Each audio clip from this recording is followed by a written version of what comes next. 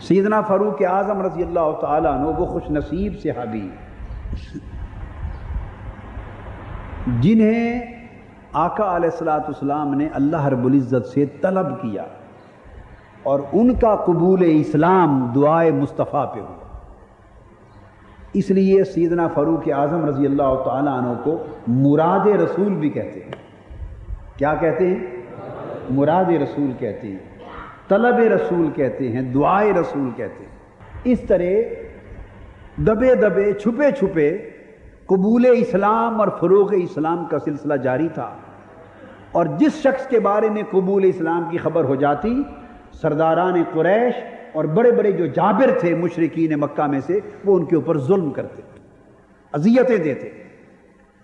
ایسے حالات میں آقا علیہ السلام نے اللہ رب العزت کی بارگاہ میں دعا کی، عرض کیا باری تعالیٰ میں دو نام تیرے حضور پیش کرتا ہوں، ایک عمر بن الخطاب کا اور ایک ابو جہل کا۔ کتنے نام؟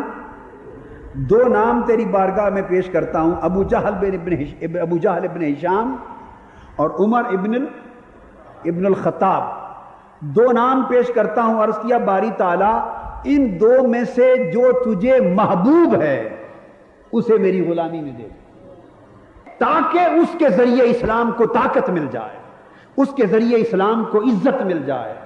دعا کی باری تعالیٰ ان دو میں سے ایک کے ذریعے اسلام کو عزت عطا کر۔ اب آپ اندازہ کریں، یہاں سے یہ پتہ چلا کہ یوں تو ہم میں سے ہر ایک کو عزت کس کے ذریعے ملی؟ اسلام کے ذریعے۔ ہمیں عزت بولیے اسلام کے ذریعے ملی۔ تو کچھ لوگ وہ ہوتے ہیں جنہیں اسلام کے ذریعے سے عزت ملتی ہے، اور کچھ اللہ کے محبوب بندے وہ ہوتے ہیں کہ ان کے ذریعے سے اللہ اسلام کو عزت دیتا ہے، حالانکہ اسلام اللہ کے بندوں کا محتاج نہیں ہوتا۔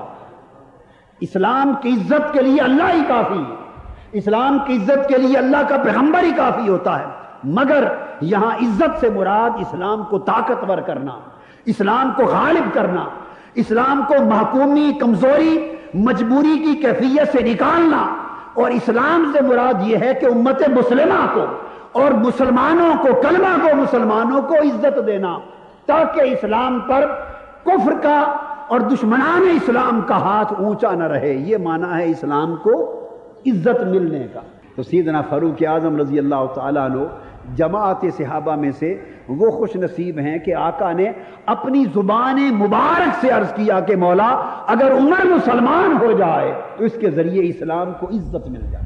تو یہ آقا علیہ السلام نے دعا کی، صبح ہوئی تو سیدنا فاروق اعظم حضور کے قدموں پہ آ گرے۔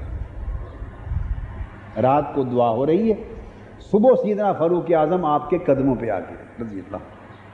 چونکہ اگلی حدیث جو ابن عباس رضی اللہ تعالیٰ عنہ سے مروی، اس میں یہی کلمات ہیں، اور آگے اضافہ ہے قال فاصبح فغدا عمر علی رسول اللہ صلی اللہ علیہ وسلم فاسلم۔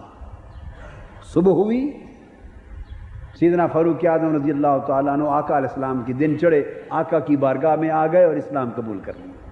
تو اسلام قبول کرتے ہی نمازیں جو کہ چھپ کے ہوتی تھیں، سیدنا فاروق اعظم رضی اللہ تعالیٰ عنہ نے تلوار نکال لی، عرض کیا آقا آج اللہ کا نام بند کمرے میں بلند نہیں ہوگا، کعبے کے کھلے سین میں بلند ہوگا۔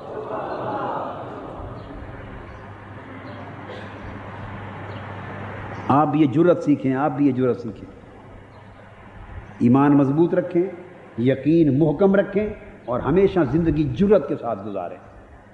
عرض کیا یا رسول اللہ صلی اللہ علیہ وسلم آج اسلام اللہ اکبر کا جو کلام ہے یہ صحن کعبہ میں کھلی فضا میں بلند ہوگا۔ آقا نے اجازت دے دی تو سیدنا فاروق اعظم رضی اللہ تعالیٰ عنہ نے کعبہ کے صحن میں کھڑے ہو کے اذان دی۔ وہ پہلی اذان تھی کھلی فضاؤں میں جو سیدنا فاروق اعظم کے قبول اسلام پہ گونجی۔ اب اسلام آواز اذان کی سن کر کافر، مشرک، جابر، ظالم، سردار، ہر کوئی غنڈے، جو بڑے بڑے مشرکوں کافروں کے غنڈے تھے، دہشت گرد تھے، آواز اللہ اکبر کی ہر طرف جو گونجی، اشہد ان لا الہ الا اللہ، اشہد ان محمد رسول اللہ، جو آواز گونجی، لوگ دوڑے کون ہے یہ آواز بلند کرنے والا اسلام کی تاکہ اس کا سر کچل دیں؟ جو شخص آگے آتا سیدنا فاروق اعظم کا سراپا دیکھ کے واپس مڑ جاتا. اللہم اعز الاسلام بعمر، اے اللہ عمر کے ذریعے اسلام کو عزت عطا کر. سو وہ ہو گئی. اور یہ دبدبہ آپ کا الحمدللہ آپ کے دور خلافت تک برقرار رہا. آقا علیہ السلام نے فرمایا، حضرت عقبہ بن عامر رضی اللہ تعالیٰ عنہ سے مروی ہے، حضور علیہ السلام نے فرمایا قال رسول اللہ صلی اللہ علیہ وسلم لو کان نبی بعدی لکان عمر. آقا علیہ السلام نے فرمایا اگر میرے بعد نبی نے آنا ہوتا اور اگر میرے بعد دروازہ نبوت کھلا ہوتا اور اگر میرے بعد کسی کے لیے نبوت ممکن ہوتی تو میرے بعد عمر فاروق نبی ہوتا. اور دوسرے مقام پہ فرمایا وَأَنَا خَاتَمُ النَّبِيِّينَ لَا نَبِيَّ بَعْدِي، لیکن میں چونکہ آخری نبی ہوں اور میرے بعد کوئی نبی نہیں ہوگا، دروازہ نبوت اور باب رسالت میری بعثت کے بعد ہمیشہ کے لیے بند کر دیے گئے ہیں، اس لیے عمر نبی نہیں ہوا. اگر میرے بعد نبوت کا امکان ہوتا تو سب سے پہلے نبوت میرے بعد فاروق اعظم کو ملتی.